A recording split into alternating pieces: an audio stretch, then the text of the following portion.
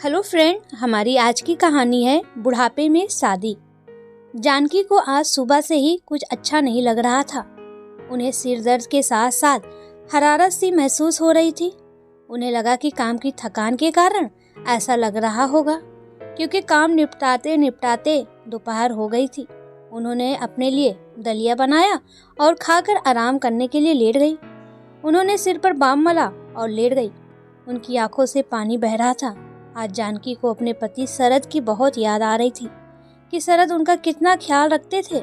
जब सिर दर्द होता तो उनका सिर दबाते और इलायची वाली चाय बनाकर देते थे। वो सोच रही थी कि शरद उनका कितना ख्याल रखते थे। यह सोचकर उनकी आंखों से आंसू बहने लगे। थोड़ी देर बाद उन्हें एहसास हुआ कि उनका बदन तप रहा है। उन्होंने थर्मामीटर लगाकर चेक किया तो उन्हें 103 डिग्री बुखार था। जानकी ने देर किए बिना अपने माथे पर ठंडे पानी की पट्टियां रखनी शुरू कर दी और सोचा कि देर करना ठीक ना होगा। उन्हें सुबह ही अस्पताल जाना चाहिए। यह सोचकर उन्होंने अपने बेटे नकुल को फोन लगाया। उधर से नकुल की आवाज आई, हेलो मम्मी, कैसे याद किया? सब ठीक तो है ना?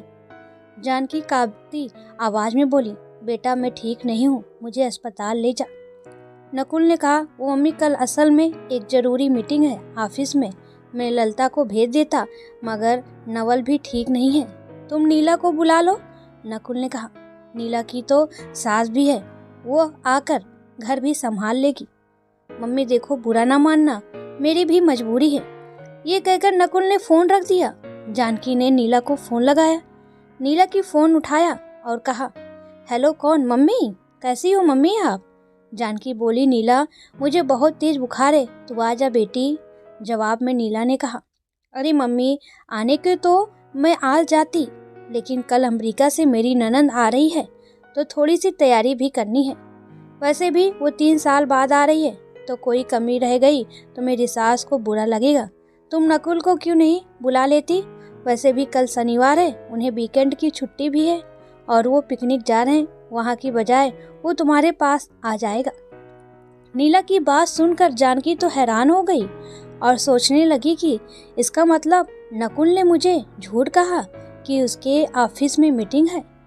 जानकी की काम वाली रधिया सुबह जल्दी ही काम कर जाती थी, तो जानकी ने रधिया की मदद लेने का सोचकर उसे कहा अस्पताल जाने के लिए। उसी दिन जानकी रधिया की मदद से अस्पताल भर्ती हो गई। जानकी बुरी तरह से कांप रही थी। बुखार कम होने का नाम ही नहीं ले रहा था। बुखार 104 डिग्री तक पहुंच गया था। डॉक्टर ने पहले उन्हें बुखार कम होने के लिए इंजेक्शन लगाया और बाद में उनके खून की जांच की गई। रिपोर्ट आने पर पता चला कि उन्हें डेंगू है। रजिया भी घबरा गई और उसने कहा, बीबी जी आप अकेली हैं और जब तक ठीक नहीं हो जाती आप अस्पताल में ही रहें। मेरी किसी मदद की ज़रूरत हो तो ज़रूर बताइएगा। जानकी सोच रही थी कि मेरे बच्चों से तो रधिया अच्छी है, जो बिना किसी स्वार्थ के मदद करने के लिए तैयार है, और एक मेरे बच्चे हैं कि झूठ का सहारा लेकर कोरा जवाब दे दिया, जिन्हें इतने लाड प्यार से पाल पोस कर बड़ा किया। लेकिन रब की मेहर जैसे कि ठीक 2 दिन बाद एक बुजुर्ग सज्जन ने हाथों में बुके और कुछ फल लेकर उनके कमरे में प्रवेश किया। जानकी उन्हें पहचानने की कोशिश करने लगी तो उन्हें याद आया कि इस सज्जन को उन्होंने पार्क में सैर करते देखा था। उनसे कभी बातचीत तो नहीं हुई थी, मगर रोज शाम सैर के वक्त नजर आते थे। उन सज्जन ने अपना परिचय देते हुए कहा कि मेरा नाम नवीन गुप्ता है और मैं आपके पड़ोस में रहता हूँ। आपकी काम वाली रधिया मेरे घर में भी काम करती है। उसने मुझे आपकी तबीयत के बारे में बताया। जानकी ने नवीन जी के हाथ में फल देखकर कहा, अरे इनकी क्या जरूरत थी नवीन जी? नवीन जी ने कहा, अरे आप कुछ खाएंगी नहीं तो ठीक कैसे होंगे और जल्दी से घर वापस कैसे जाएंगे? यह कहकर नवीन जी ने फल काटने शुरू किया, लेकिन जानकी को मन ही मन संकोच हो रहा था। रोज इसी तरह से नवीन जी फल लेकर जानकी को अस्पताल आते, लेकिन फल जरूर लाते। उन्हें देख जानकी मन ही मन उनके अच्छे स्वभाव की प्रशंसा करती। तकरीबन 8 दिनों बाद जानकी को अस्पताल से छुट्टी मिल गई। जब वो घर आई तो कुछ खाना बनाने के लिए सोचने लगी। इतने में ही डोरबेल हुई।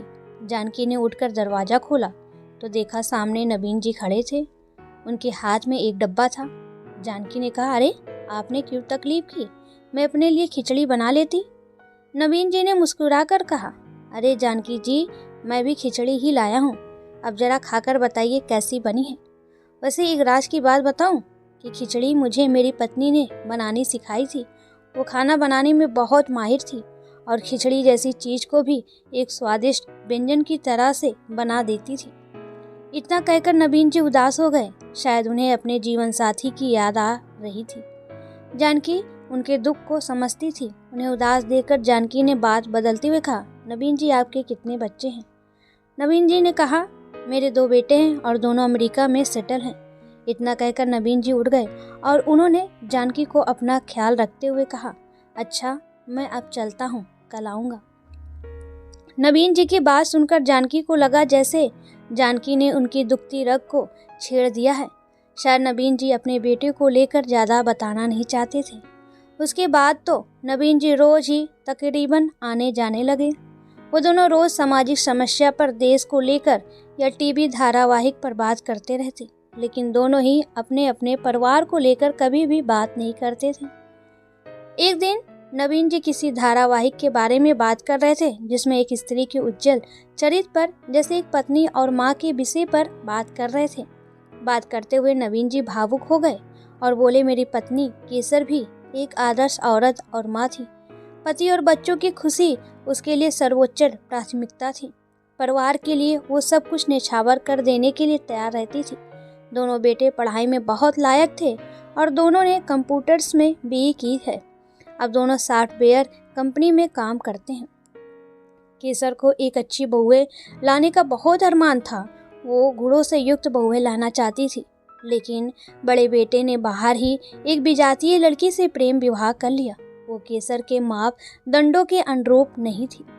केसर बहुत रोई, लेकिन बीतते हुए वक्त ने उसके दिल के घाव पर मरहम का काम किया। नवीन जी अपने छोटे बेटे के बारे में जानकी को बता रहे थे कि मेरा छोटा बेटा भी नौकरी के लिए विदेश चला गया, और जाते वक्त केसर को कहा, माँ, आप ही मेरे लिए लड़की तलाश करना। केसर बहुत खुश हुई कि कम से कम मैं अपनी छोटी बहू अपने मन पसंद तो ला सकूंगी और बेटे के भारत आने पर उसकी शादी भी धूमधाम से करूंगी। लेकिन एक दिन छोटे बेटे का फोन आया कि उसने वहां की नागरिकता के लिए एक विदेशी लड़की से शादी कर ली है। केसर को यह सुनकर बहुत सदमा पहुंचा। वो अपने अंदर ही अंदर खून का घूंट पीकर रह गई। वो अपने अंदर ही अंदर घुटसती रही और बीमार पड़ गई और एक दिन इस दुनिया को अलविदा कह गई। यह कहकर नवीन जी की आवाज़ भर आ गई। उन्हें देखकर जानकी की आंखों में पानी आ गया। वो बोली, जाने क्यों नवीन जी, ये आजकल के बच्चे अपने माँ बाप की समाधि पर महल बनाना चाहते हैं। इतना कहकर जानकी जी रसोई घर में जाने के लिए मुड़ी और नवीन जी ने कहा, आपके लिए मैं मसाले वाली चाय लाती हूँ और सुबह से दाल भी भिगो कर रखी हूँ। मैं चाय के साथ चिल्ले भी बनाकर लाती हूँ। आप खाकर बताइए कि केसर के हाथों जैसे बनी हुई चीज़ का स्वाद है कि नहीं। ये सुनकर नवीन जी मुस्कुरा दिए। जानकी जी कुछ देर बाद चाय और चिल्ले लेकर आई। नवीन जी ने खाते हुए कहा, वाह जानकी जी, बहुत स्वादिष्ट बने हैं और चाय भी बहुत लाजवाब बनी है। आपने चाय में सिर्फ इलायची डाली है या कुछ और भी? नहीं नवीन जी, इसमें इलायची के अलावा थोड़ी सी सौंफ भी डाली है जो पेट भी ठीक रखती है। मेरे पति शरद को भी घर पर ही बने मसाले की चाय पसंद थी। वो बाजार के बने चाय का मसाला पसंद नहीं करते थे। हम दोनों की समझ में काफ़ी तालमेल था। यह कहते हुए जानकी की आंखें भीग गई। हमने घर को बहुत प्यार से बनाया था। घर का माहौल भी बहुत अच्छा था, लेकिन समय को यह रास नहीं आया और 35 वर्ष की आयु में उनका निधन हो गया। उस समय नकुल 7 साल का और नीला 5 साल की थी।